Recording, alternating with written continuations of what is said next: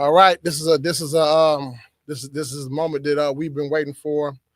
Really not an anticipated moment for you because we didn't alert you of this, but we coming totally organic for the Let Us Become Sharper slash TNS podcast special edition. We're coming in on Monday. Normally our show is done on Tuesday, but we got a special edition coming in because we have a special guest that is coming in today for his book.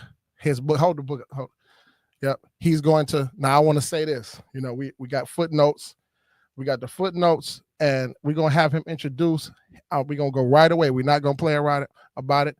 And in the book, he said that he is a doctor, but not of medicine. He said, but a doctor of philosophy. This is written in the book in the text. We're introducing Dr. Corey Holmes. Thank you, my brother. Yep. Tell them all about the book. I just want to do one thing because I like to go organic on the show. I want to show this picture. This picture right here. He gave me this picture 20 years ago. Yep. I want to show this. His father was an artist. He mentions that in the book as well, and a photographer. This is one of the art pieces that was given to me by Doc Holmes 20 years ago. I held on to it. It's a lot of stuff that I done lost along the way, but I didn't lose this. So we want to get this particular stuff out the way just to get you brought into the fold of what we got going on here. He's going to introduce the book in his professional manner, the way only that he could do. So I'm gonna turn it over to him. He's gonna let you know some few things. We got to set up for the bullet points that he wants you to know, and we'll be right back, my brother. And then we also got my brother. Introduce yourself. Hey. Hey. Tell him who you is, Seabury. My name is Jeffrey Seabury. We got Jeffrey Seabury in the building. This is a beautiful day. We're gonna let Doc take it away. This is his thing. Let's get it. Much appreciated. Thank you, CJ. No problem. And it's great to have, my brother from another mother sitting right next to me. Those of you who have read the book, Golf, Cigars, and Scotch, Balancing Fatherhood, Friendship, and Fine Living. It's not a memoir because basically I believe I haven't done enough in life yet for it to be cast as a memoir. But what it is a story depicted of my life as a father. I'm an older father, right? I have my son in my 40s. And so this book it really encapsulates us going on a journey throughout the globe together where he learns different cultures, sees things that, hopefully will help shape his development throughout the coming years. Now, I want to talk a little bit about how the book came to fruition, right? So, as many of you know, I've been a educator, so I taught at NYU and Howard University.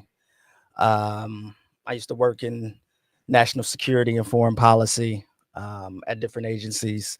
And then also I worked on the Hill. I worked for now Mayor Karen Bass. She used to be Congresswoman Karen Bass on the Africa Subcommittee on Africa, Global Health, Global Human Rights, and International Organizations. And so my passion has always been writing. Whenever I feel off kilter, not centered, I go back to my pen because many times I have so many thoughts in my head that I need to just get out into the world. And so basically that's what this book was. It took me about 3 months to write it. It's available wherever you can get books, in hardback, paperback, Kindle, and hopefully one day the audio book. I actually just the audio's coming. The audio. Yeah. I've been asking for the audio. Yes, the audio will be featured. The audio book will be featured at the barbershop to my clients and to anyone else who wants to partake. We're gonna make this book be what it is. I've read it. I got a few little bullet points that we'll go over. the book is definitely something that will, let me be careful, because it's for all audiences. It's for all Absolutely. audiences. Absolutely. But for those who are fathers, we don't want to exclude the mothers, but I'm just talking about specifically for those who are fathers. If you are a father, you will be touched by what you read in this text. It definitely opened up a lot of memories, a lot of experiences for me. And when that audio come, because we know we're not sitting down on the windowsill as we should these days, but we kind of audio, if you're doing your errands or chores, or you just want to relax, this is a good read. This is a good listen. So he, like as the doc say, he's working on his audio, he's getting everything together, but we're rolling out with this podcast, telling you about the book. So I want him to speak to you even more and let you know how he feels about this. Absolutely. And so just going back to the picture. Wow, you're right, man. I gave you that picture over 20 years That's ago. 20 years ago. Man, my father was everything to me, right? Like, so he worked at Chrysler for 33 years. But in his spare time, he was a photographer.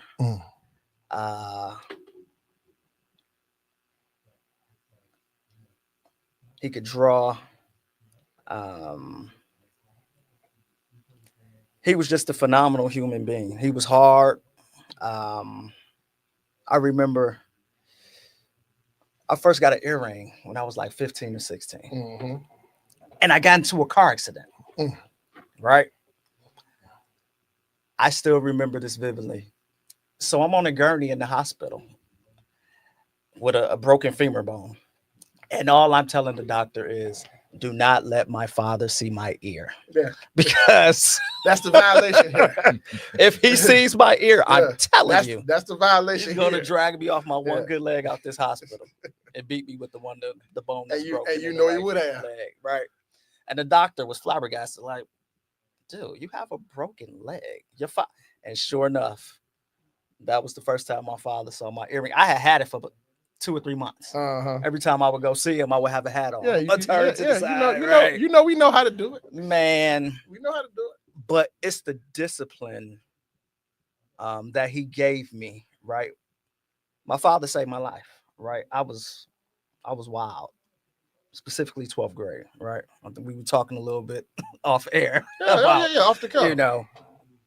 Having to go get it. Yeah, trying to get there. And so my mother was like, okay, there's nothing else I can do with you.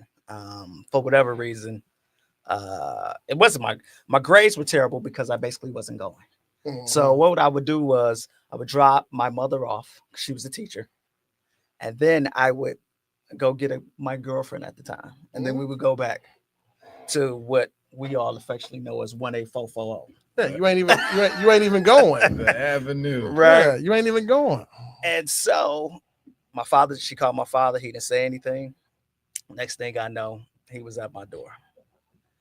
Man, so it was a complete dichotomy of experiences, right? So where I had all the freedom in the world with my mother, I'm in the 12th grade and I had to be in the house at 3:00. Mm-hmm. There was no car privileges. Mm-hmm. He made me take the bus. Yeah. He put in the 12th grade. Put that tight structure on you. Right. In the 12th grade. That tight structure. I never got back on the dean's list so quick in my life. Mm-hmm. Right. But that saved my life, man. And so many sons don't have that, right? And so really what this book is about, truthfully, man, it's about letting men know that you have a community out here, right? I don't like talking on the phone. Yeah. He's the one person I talk to on the phone. Absolutely. I hate talking on the phone. He was my therapist before I had a real therapist. Absolutely. Right?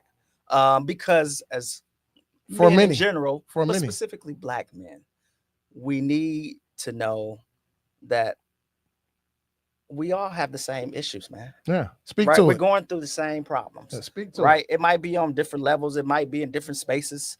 But if you have a wife, we all going through some of those issues. If you have children, we're all going through some of these issues. That's right. You have a job that you're trying to scale to. We're all going through those same things, right? You have family. that always needs something from you. Mhm. We are all going through these same issues. And so, the book mixes humor, nuances. I love golf. I started playing golf during COVID, Mm. right?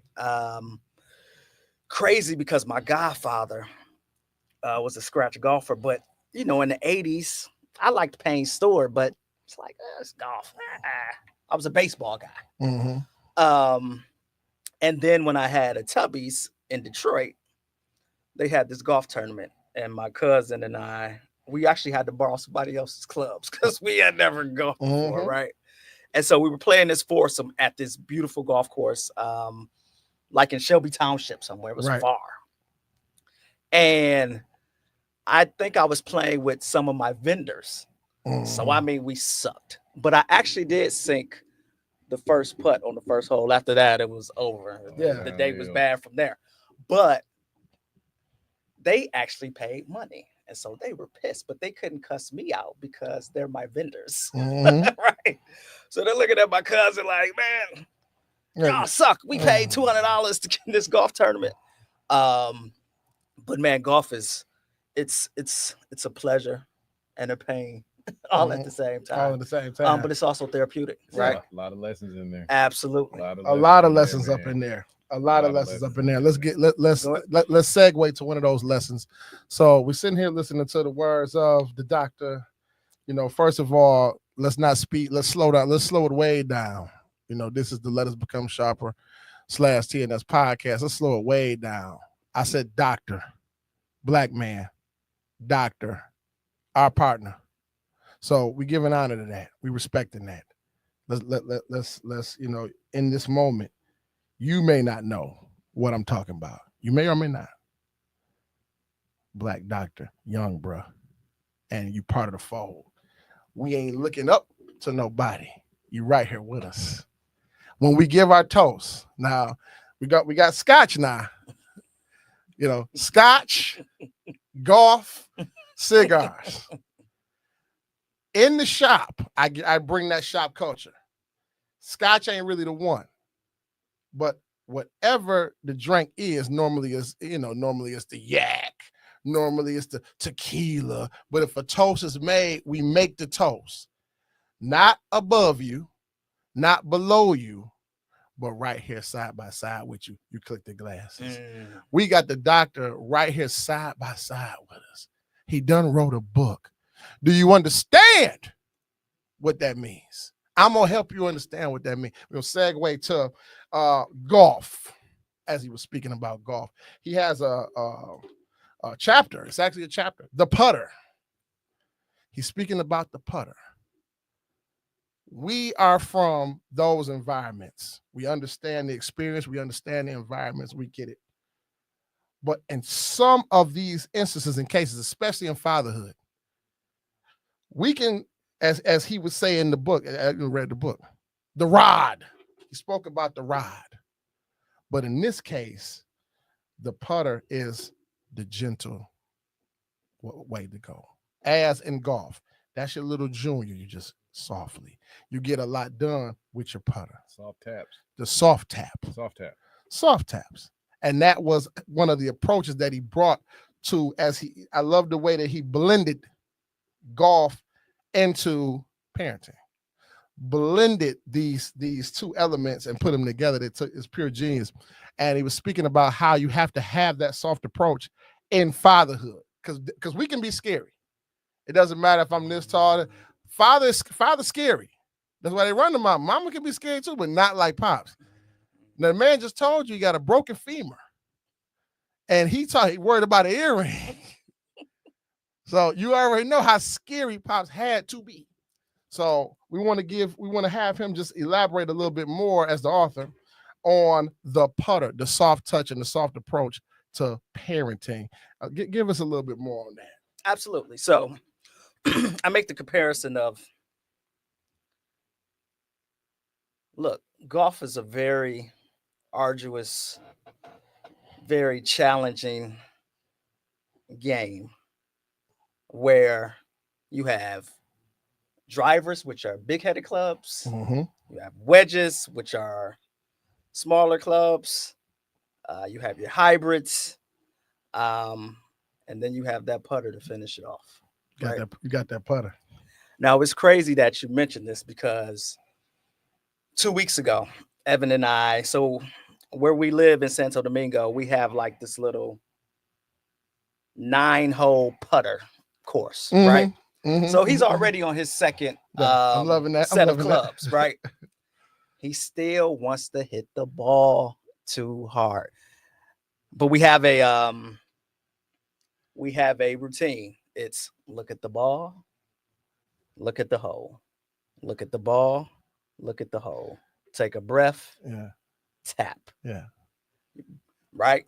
So we're starting to learn how to judge distances as well. Yeah. All that force ain't needed. Come Right? on, Evan. No. We don't need all that force, man. You juxtapose that with the umpteen times he might do something in the day. Right.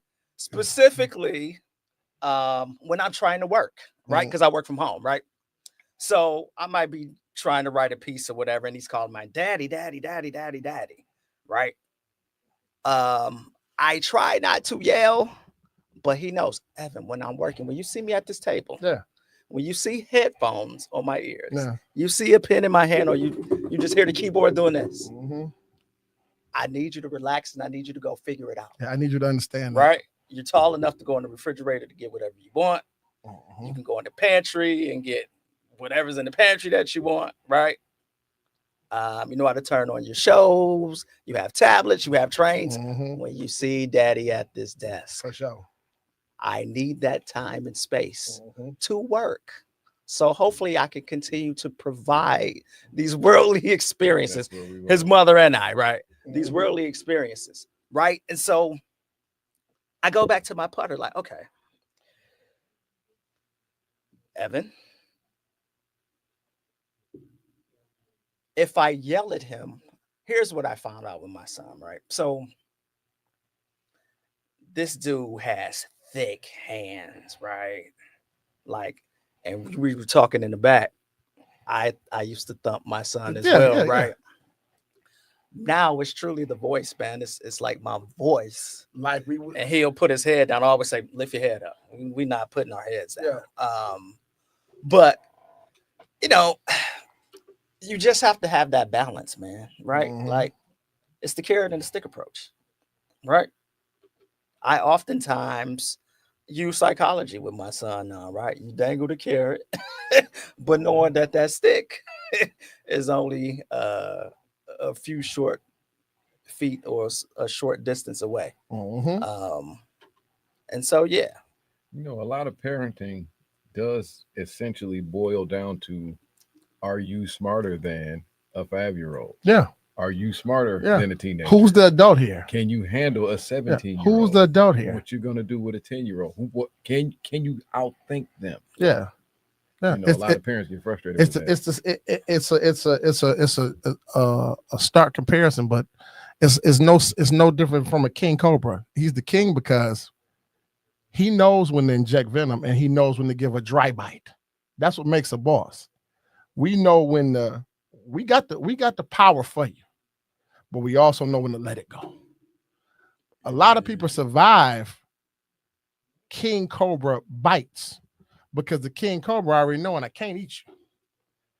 So let me just give you some of this sauce, and the next thing you know, you wake up in the hospital. They didn't put antidotes, but if he really wanted you gone, you wouldn't be here. So he knows. So he also has a putter system where I'm just gonna give you a little sauce. He's taking a velvet glove and saying, "Listen, Evan, when you see any of these, scenarios, these are the skill set. This is what you have to your advantage. You can do this for yourself. You can do this for yourself. But I need this." That's a soft approach, and like we said outside, burying the Cro-Magnon way of, I can just go ahead on this pop you and get you on up. Okay, I understand that. I get that part.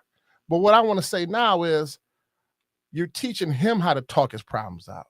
So as we had to learn, everything ain't got to be this physical or this over the top thing. So I really, really appreciated, when I delved into the book, I really appreciated the putter. I I liken it to a velvet glove because you got to, the iron fist and then the velvet glove. We don't always got to use that iron fist. Sometimes we can put that velvet glove, that gentle touch, and just that little itty bitty pool stick, that little junior. You got to get that boy in there. We saw our uncles and our pops do it. Just him. Sometimes you use that, and that was really, really intricate the way that you implemented that logic into the text. So I want to go here with you because I'm really feeling the vibe right now. The podcast. I'm really, really honored to have this panel right here today. So what we want to do is we want to go to Scotch. Now, I'm going to ask the doc a question because he really, really said something profound in his writing in the book when he spoke about Scotch. And one of the things that really, really just grabbed me and pulled me into the text is when he stated about, he was saying about with Scotch, bad things. I wrote it down. Bad things become less straining and turn actually honorable. When we sharing this Scotch, when we enjoying this fine blended Scotch and what he drinking ain't what I'm drinking. That what he drink, he only live for one. Let's become sharper. He only live, so don't try it. He's worldly, he's drinking, but he said bad things that become less staining is the word that he used. Staining and become actually as a badge of honor. Ain't that amazing? We've experienced it. We're over libations. We can actually take blunders or things that we're not so proud of, or maybe things that are maybe unsightly. And when we in that moment, when we can be, it's very, very rare that we can be vulnerable. Very, very, very rare moment when we can be show any kind of vulnerability. But that whatever incremental vulnerability that we do show over Scotch or over libations, we can actually make those things honorable. Now, before you see Barry, he's going to go there, but what we got for that? I think it's real important, man, because the libations foster acceptance. Yes. If the blunder is mine, I still want to be accepted despite my flaws. Exactly. We sip on it. Y'all say, hey, it's not, I've done this, you've done that, we've all done. But it's not as bad as I say, it's not as bad as I think. And life itself ain't as bad as we making it. Is. So let's just go ahead on like he said in the book, the undercurrent of laughter. You got to be able to laugh about this stuff. That was very, very key in the text when he was talking about laughter. It all shake down to humor. If we can find humor in any of this, he said under any circumstances, my blood pressure be 170 over 100. He said it. He said my blood pressure go through the roof. I see certain things. If I'm not able to laugh at them. If I'm really taking this serious, I'm tearing myself up. So that laughter, that humor is a bed, is an environment where we can always rely on when things go awry. But back to that Scotch, he said that because that was that. I want to speak about that because that right there, when he already integrated golf, then he integrated Scotch into his game. Like, okay, things that are bad, they can be honorable. You can show honor in things that you're not so proud of. Touch that for a minute. Yeah, absolutely. So at this point, my family, we live in a very secluded community. And so with that being said, I'm an extrovert, right? And so sometimes I feel the walls closing in. And so I sought out community. Right? Through cigars and whether it's wine, whether it's Scotch, whether it's cognac, right, for sure, whether it's beer, whatever, sparkling water.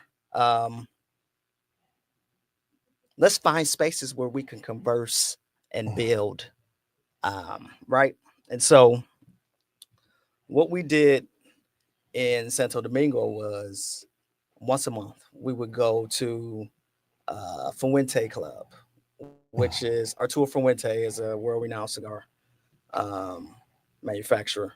He has a club down in downtown Santo Domingo, and we would all just talk about life over steaks, scotch, and cigars, right? Because for me, you can't have one without the other, right? Yeah. Some people just I'm ready right now. That's it. You right? said I'm Some like, you people know just, what? Yeah. some people, Yeah. smoke cigars with coffee. But for me, I have to have a cool single malt with my cigar. I just do. And so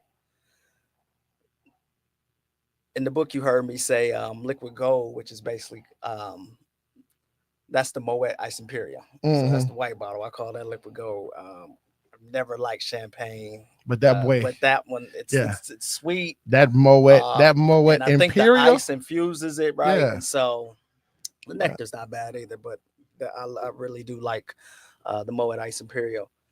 But Scotch just brings men together. Look, man, this might be a unpopular opinion, but this is where men can be men, and you still have to have a space where men can be men, to have those tough conversations, right? To not always be so politically correct, to be honest with one another. As long as you're doing it respectful, you should be able to have these hard conversations, be held accountable. Like some people held me accountable today, and you can do one of two things, right? You can shun it off and say or you can say, hey, yeah, that was my bad, my fault. I'll take accountability for that. That was me. I'll correct that mistake. Yeah. And what better way to do that than over a glass of Octomore? Knowing that you got that safe space, knowing that we good here. We walking away from here, we sweet. It's just this is what it was. Yeah. So that actually grabbed me when I read that, because I said, okay, because me personally, I've been penalized and been in so many scenarios where, we always the bad guy. Hate to say that, but in a lot of cases, we be the bad guy when we wasn't the bad guy. How do I work through that? And having a voice when we can bond amongst like-minded people is just all the more powerful to create that energy that we need to come back and face another day of this. So I definitely like that. I pulled that out. I extracted that from the text. It's something that really grabbed me. And I want the doc to talk a little bit more. We're really rolling right now. We're cooking with propane now.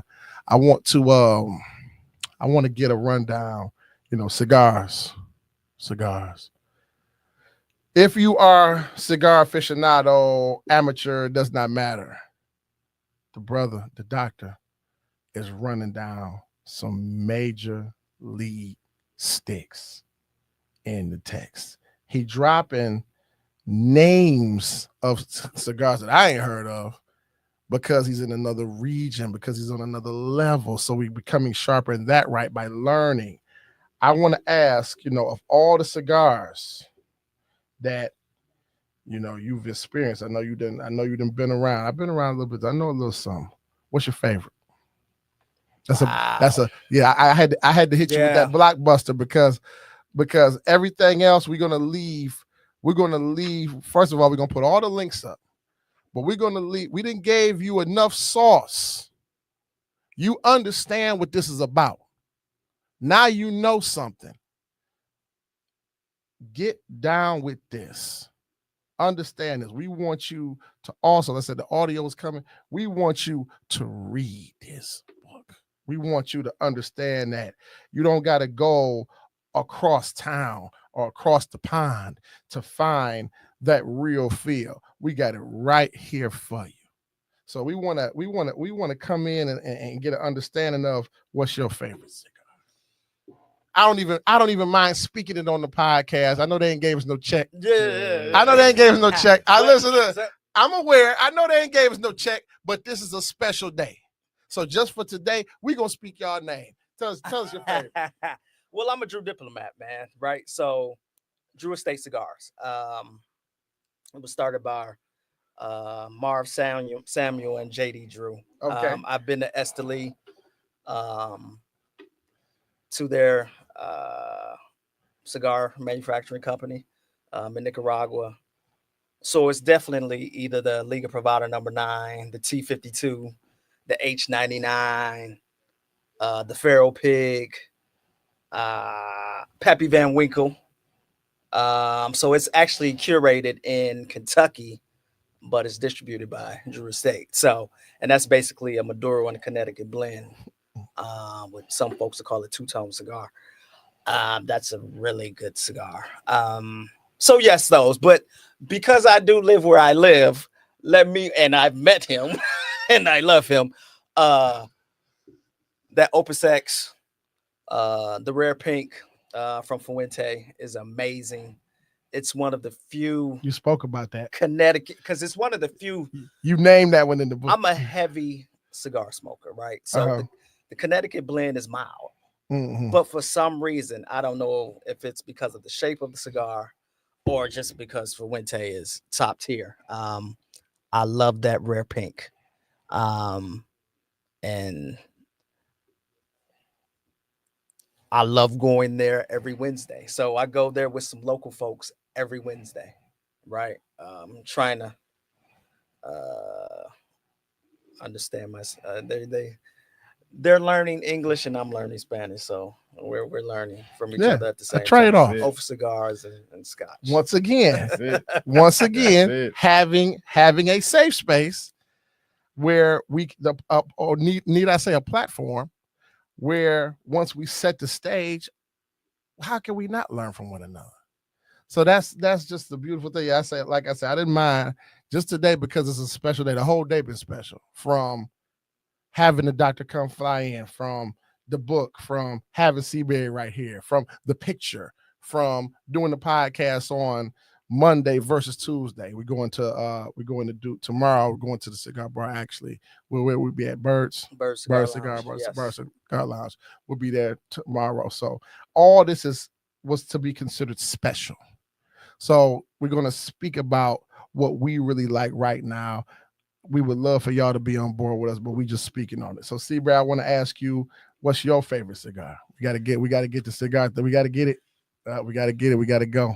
I'm going to go with, because I don't really smoke cigars. So I quit smoking tobacco products about 3 years ago. I quit smoking cigarettes. I haven't had a cigar since. You put them cigarettes down. It's been 3 years. I'm very, very proud of you when you did that. Never went back to it. But what is your favorite though? I have because cigars is more than smoking them. Still got your favorite. It would have to be something light. I don't really have a particular. I'm a light tobacco smoker kind of thing. Gotcha. So you more lighter in. So when we go to Birds tomorrow, what will you be? I may have one. I don't have a name, but I may have one tomorrow. You may have one tomorrow. I may have one tomorrow. Okay.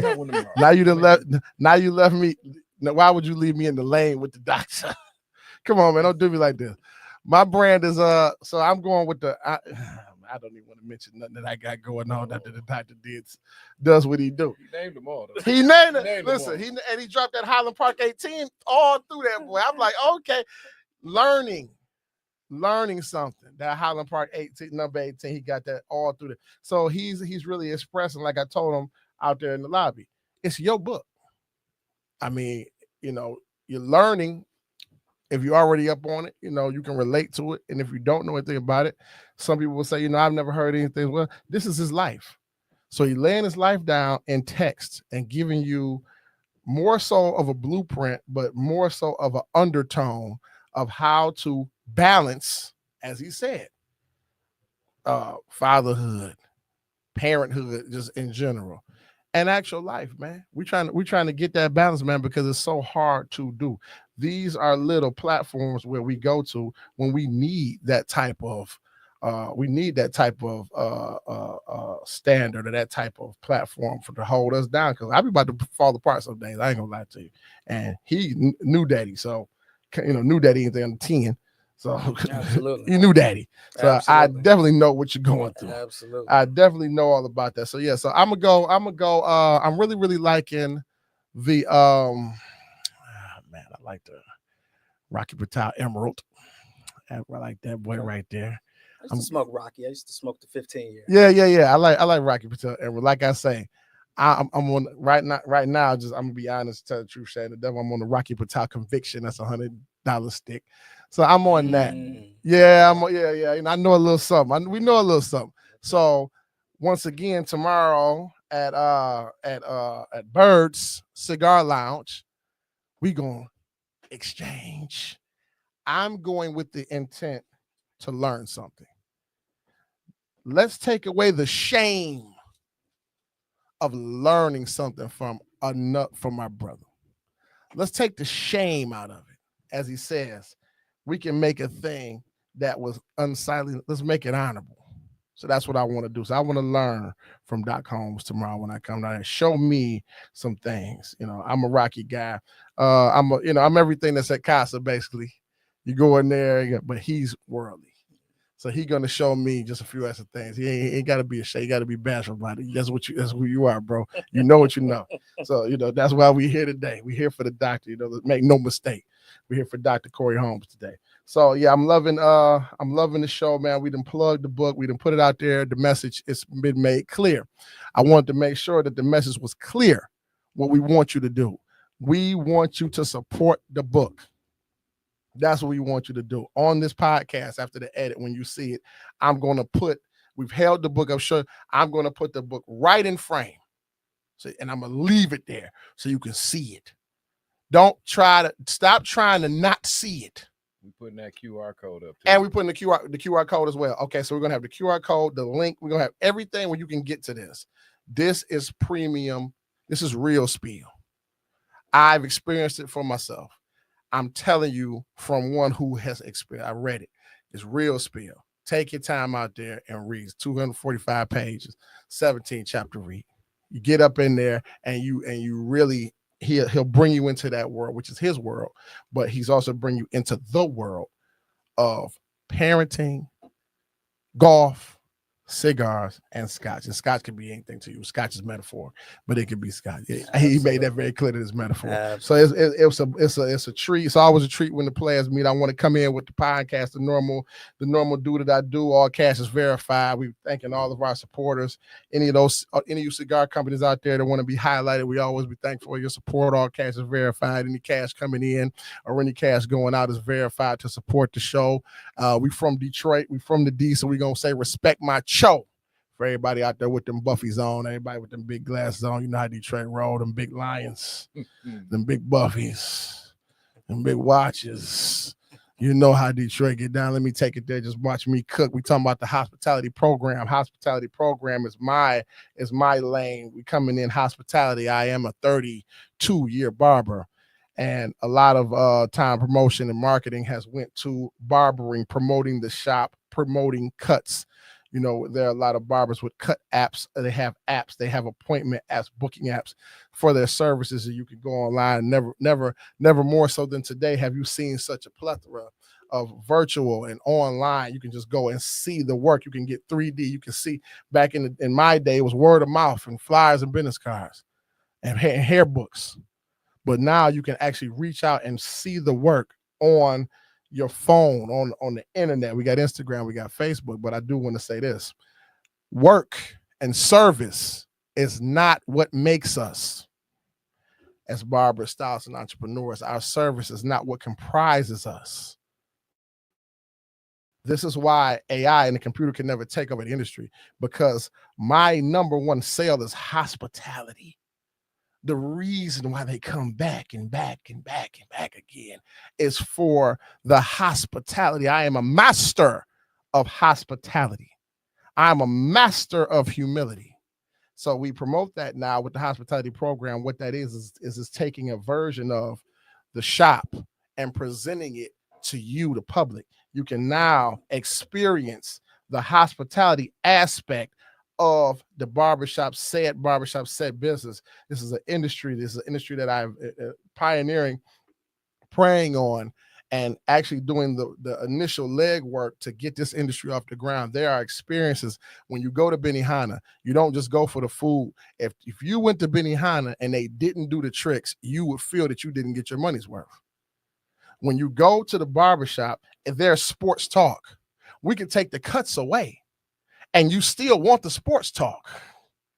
So that's what the hospitality experience is. I'm bottling and selling the experience of what made me successful, why I have a podcast, why we're here today.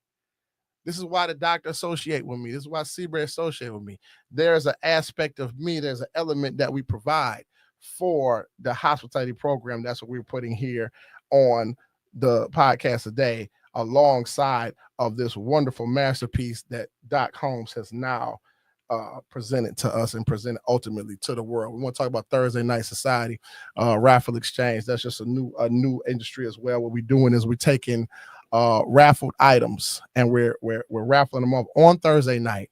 But the exchange aspect is coming in saying, if you don't win, keep your ticket, because we're going to have experiences that you're still privy to when you support us. So we're going above and beyond to bring new, fresh innovation right to your doorstep. We're bringing it right to you. And part of that is that book.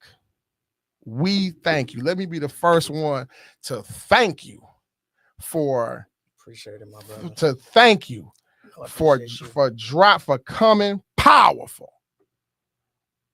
Powerful is the word I say. He came with heat. He came with a book. Now support it. Support him. I'm not here to be nice about it. I want you to get out there and support it. Get behind this movement. All right. So we about to wrap it up here. I want a cigar now. I want some scotch now. Huh? I'm feeling good about myself. I want these items now. Huh? So that's what I say. So yeah, when we come on the podcast, you did great. They got the point. I'm gonna take the picture, put that back up, but I wanted you to see that.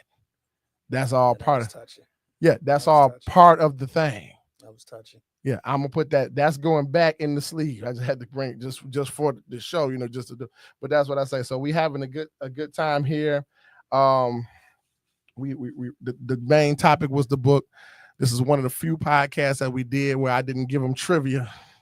Normally we do trivia on the show, but I believe that I'm one who believes in living in the moment. I want to let this moment resonate. I want to live in this moment of pride for me, especially it's very pride for me to live in this moment and highlight just the book. We want you to get it, and we want you to continue to follow us and follow our movement and support us. So we about to get out of here. We're gonna roll. We gave you what we got. All of the additional information, QR codes, links that you will need will be provided. Until the next time, let us become sharp.